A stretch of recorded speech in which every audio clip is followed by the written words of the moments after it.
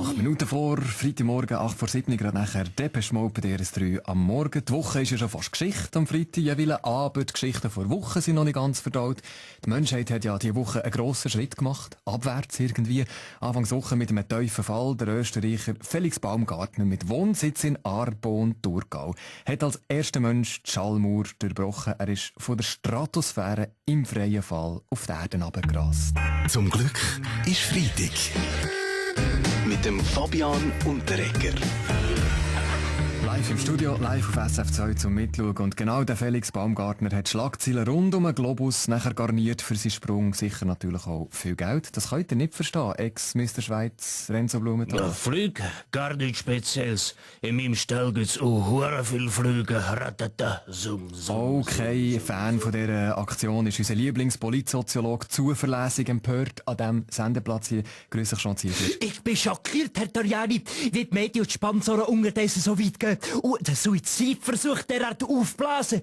Und alles nur wegen dem Geld. Und was kommt als nächstes? Gesponserte Rebellen in Syrien, Kindersoldaten finanziert von Red Bull, Hungersnot in Somalia präsentiert von Burger King.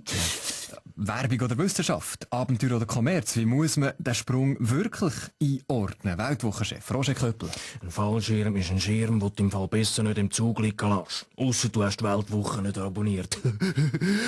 Um was geht's? Der Sprung von Felix Baumgartner ist wie die Schweizer EU-Beitritt. Kaum verlässt die schützende Kapsel Schweiz, geht's überall das Loch ab. Tatsache aber ist, ohne Christoph Blocher wäre die Schweiz längst schon gesprungen. Der Blocher ist der helvetische Fallschirm, der Rettungsschirm gegen die EU, das Anti-EU-Kondom, der Pariser gegen die Rüssel in Brüssel. Na gut. Ich meine, Christoph Blocher, fragen wir euch selber, seht ihr nicht auch in dieser Fallschirmrolle? Schirm, Bildschirm, Fernsehschirm, Regenschirm, dummes Pfeug, der Baumgartner, ein Held. Der Baumgartner und die bekanntesten SVPler haben eine grosse Gemeinsamkeit.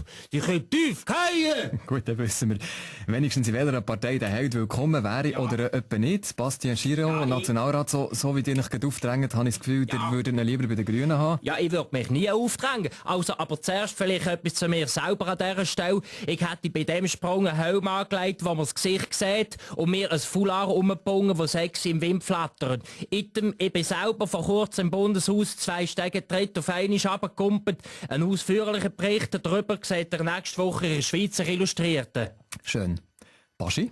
Ja, alle zusammen. Hast du schon geschaut, der Sprung aus dem Ballon? Ah ja, der Sprung, ja, ich verstehe das Theater im Fall nicht, oder? Ich meine, ich stürze auch jedes Wochenende ab und meistens ist auch Red Bull im Spiel und keine Sau interessiert sich für mich, oder? In dem Sinn, einzig der Baumgartner hat bewiesen, dass Red Bull im Fall gar keine Flügel verleiht. Zum Glück ist Freitag. Mit dem Fabian Unterreger.